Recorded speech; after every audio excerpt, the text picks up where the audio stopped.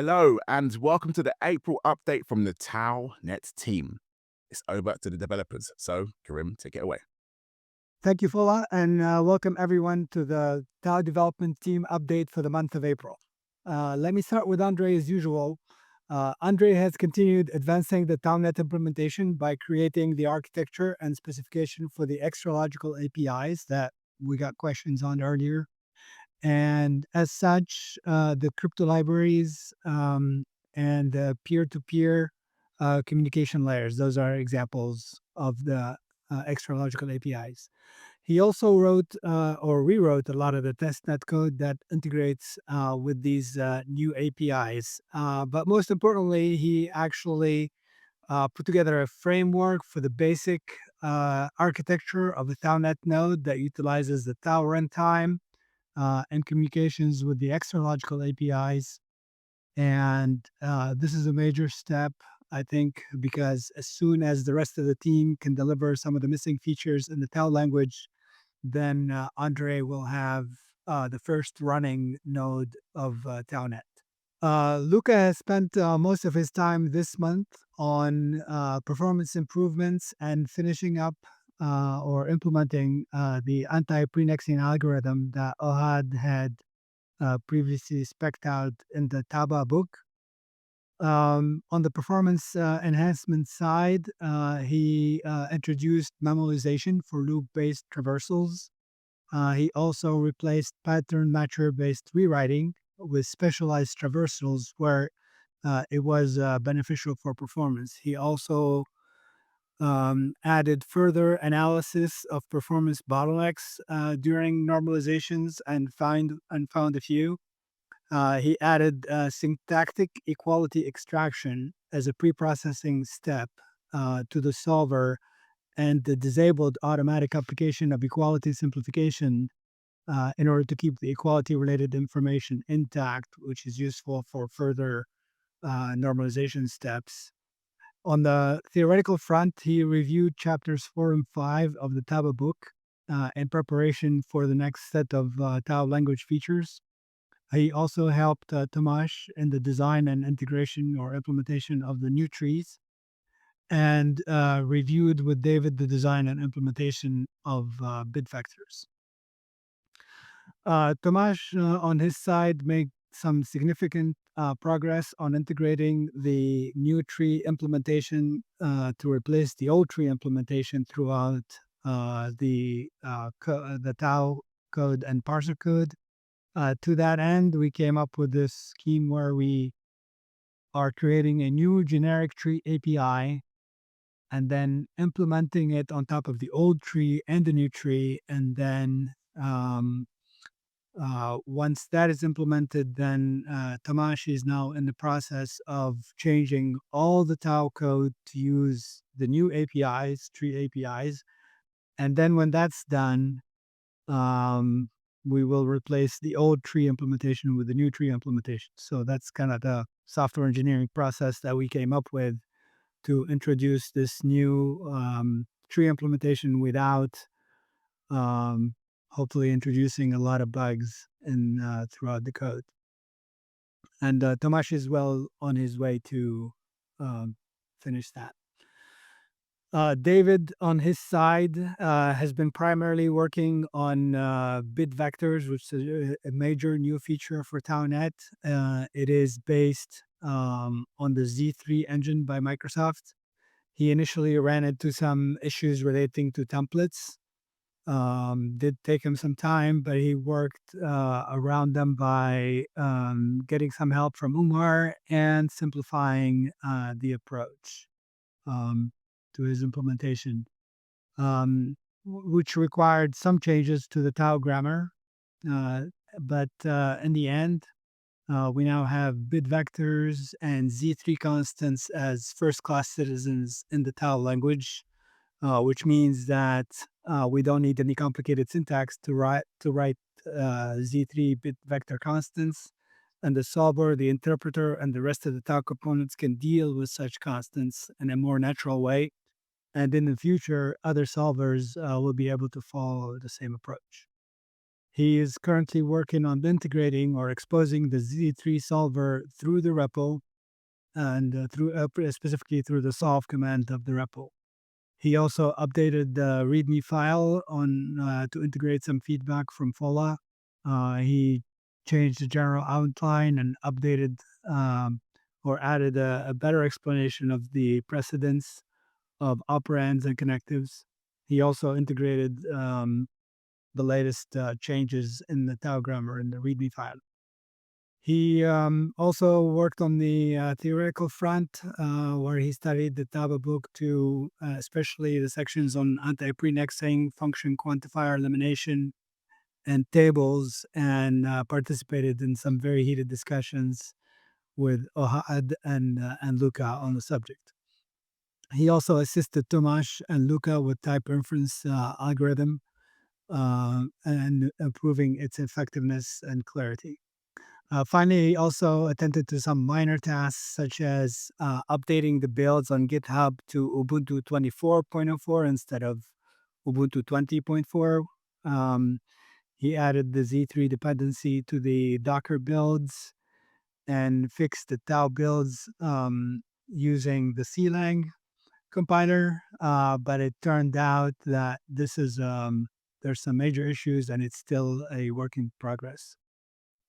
Finally, Umar, after wrapping up the implementation of the binary trees in previous months and focusing on the process of garbage collection, which is an internal process to the parser, he fully proved its effectiveness. But this past month, Omar helped resolve the build issues that David encounters, both the bit vectors and the CLang builds.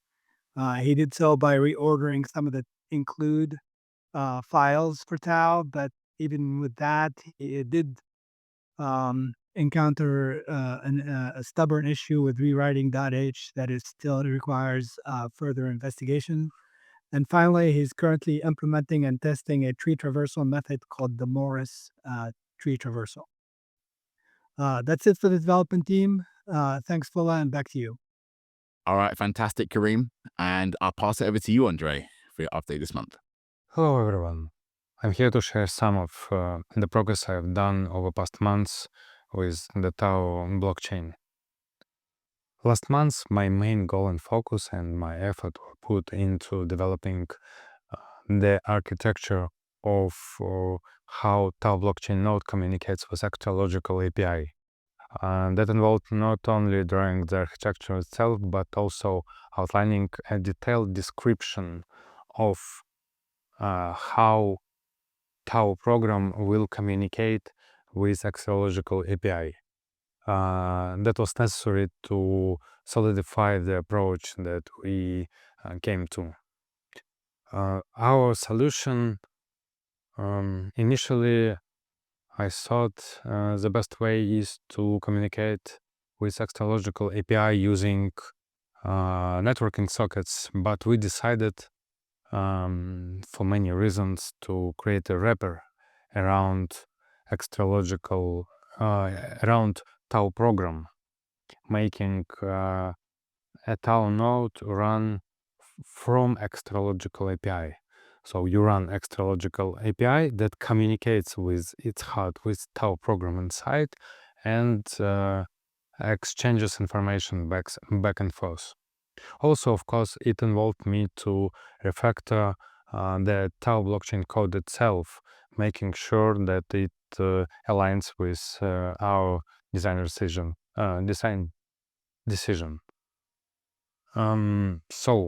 Next month, I plan to run as much as possible a local Tau test node to understand what functionality we have at hand right now that we can work with and what functionality we're actually missing. And I will try to work around the functionality that Tau lacks for now, for example, bit strings, but still run actual Tau blockchain node. And that will be a significant step forward for us. So I'm very excited about the advancements, and I'm looking forward to the next months and what it will bring us. Thank you all for your continued support and enthusiasm. Keep in touch, stay connected. Bye. Excellent stuff. Excellent stuff. All right, over to you, Lucca.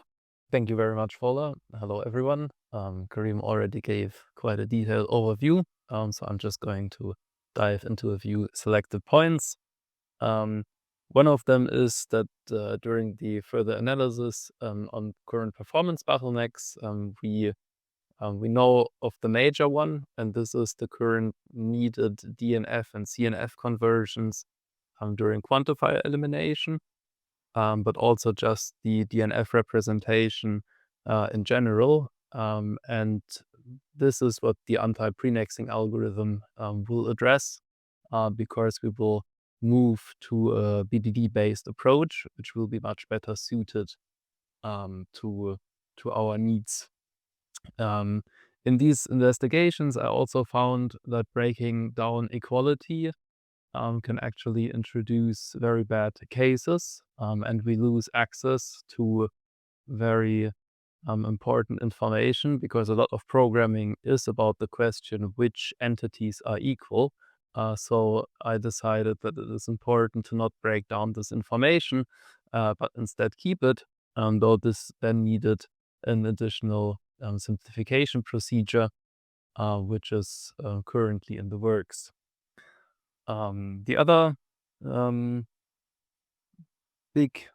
bigger task was to implement a syntactic equality extraction method as a pre-processing step in the solver, because in Boolean algebra you can basically break down or simplify further information about equality, so it can happen that actually two things are equal, while this is not directly clear. So we wanted to have a pre-processing step that, at least in the essential cases, is able to gather this information from a clause.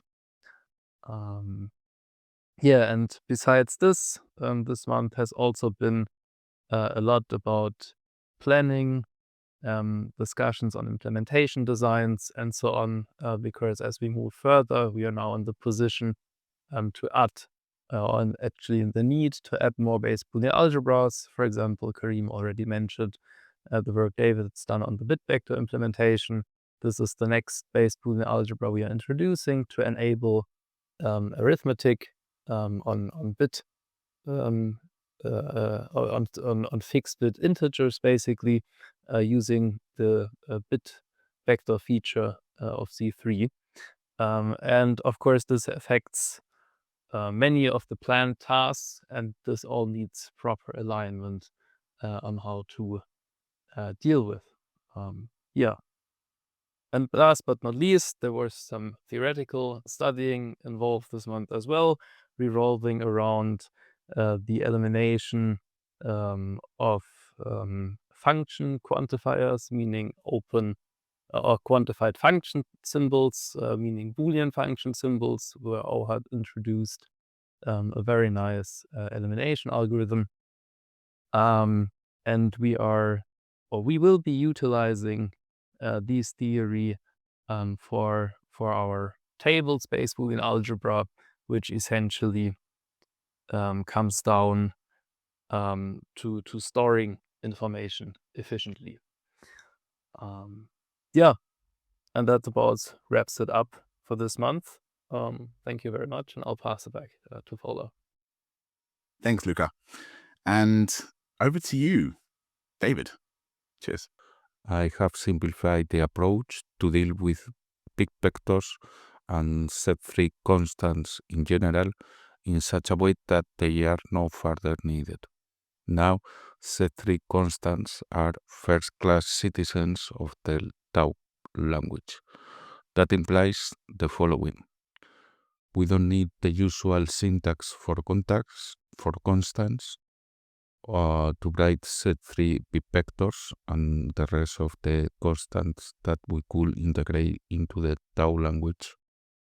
and also that the solver, the interpreter, and the rest of the components could deal with such a constants and their formulas in a more natural way. Essentially, they are not treated as regular Boolean algebras, but as a special case on his own. Future solvers could be integrated following this approach. The grammar also needs several changes in order to reflect these simplifications. Now I'm wrapping up the code for calling the set3 solver from the REPL, that means from the solve command. Apart from that, I have also updated the README, mainly adding information about set3 dependency. You could check, for example, the Docker file that we have in the repo in order to check the details about how to configure your own system to build down with set3. I have also updated the structure and make several changes following some feedback from Fola, and I have added some explanation about the precedence of operators and connectivities. And finally, I have integrated the changes that we have in the tau-grammar.md file into the README. So now it's easier to explain the grammar, and also we have more accurate node names. This month, I have also reviewed the sections related to dependency, function quantifier elimination, and tables, and participate in several discussions we have about them with the team. Also spent some time discussing with Tomáš and Lucca about type inference to clarify the proper way to do it. Finally, I have also dealt with other minor tasks, as for example, updating the license in several files that were using an older version. I have updated the builds in GitHub, mostly due to the deprecation of Ubuntu 20.04. Right now we are using Ubuntu 24.04, okay, which is the last LTS. Also, I have added set3 as a dependence to the Docker builds. Tomáš was dealing with the Windows builds related to that issue.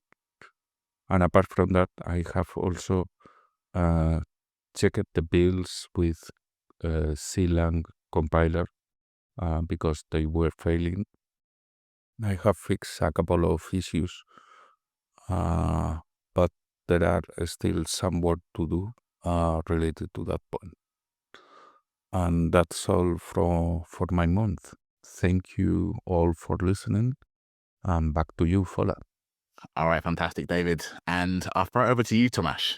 Thanks. Thank you, Fola. Hello, everyone. So after I finished type checking and inference of Boolean algebra elements, I've worked mostly on API for the new tree structure created by Umar and switching our code base to use it. I switched the parser library to use the new tree API. I've adjusted code so both parse3 APIs can coexist. I've created a new parse3 API with a simple way to traverse it and extract node values. I've added a direct building of a parse3 from parsed items. And I've updated tree shaping and TGF tool, and TGF tests to use the new parse3. And then I'll be working on switching tau as well. I've created a new tau tree. It's not structure, but encoding and API. and I've added transformation from parse3 to tau3. And currently I'm working on binding constants, and I've started with adding new tree API support into REPL evaluator to enable switching the tree feature by feature. That's all from me. Thank you. Thank you so much, Tomáš. And I'll throw it over to you now, Umar. Thanks. Hi team, glad to share the update. This month primarily I've been focused on using and debugging Clang's compiler for the failures that were occurring during the compilation of the Taulang code base along with the parsers code base. And this is mostly the template issues. The templates sometimes require trivial destructor for their objects that they are working with. And we are using several objects with the templates that may not have that requirement. So I've been debugging this issue. This only occurs for the Clang, not for the GCC compiler. I tried making compilers work with more complete objects.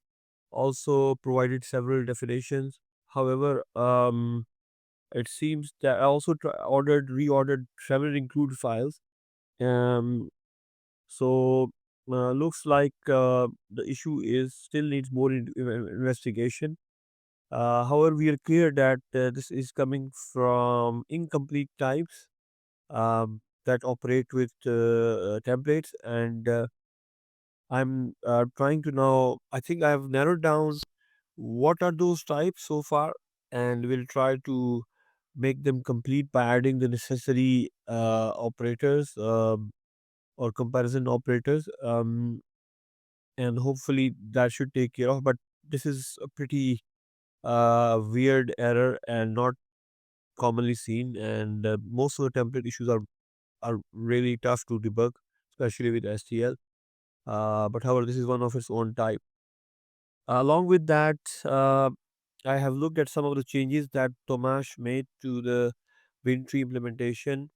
I'm also looking into the first implementation of the Morris traversal.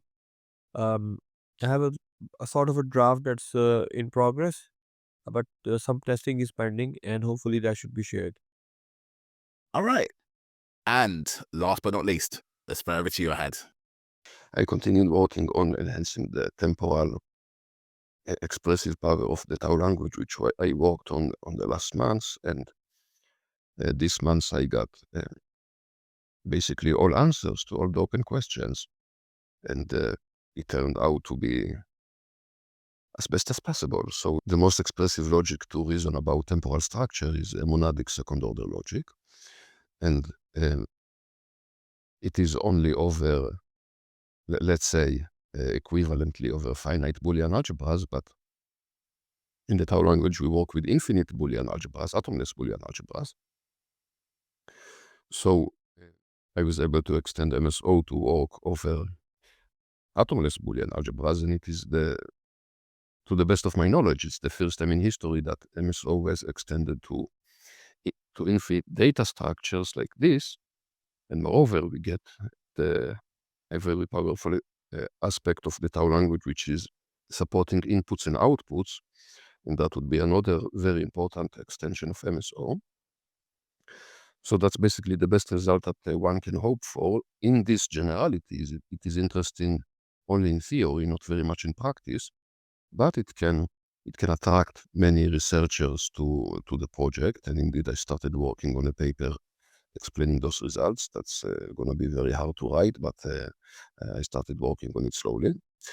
From the practical perspective, so it will not be full MSO or full temporal first-order logic, but it will be a fragment of first-order logic, fragment that is bigger than LTL, and LTL is indeed what people do in practice.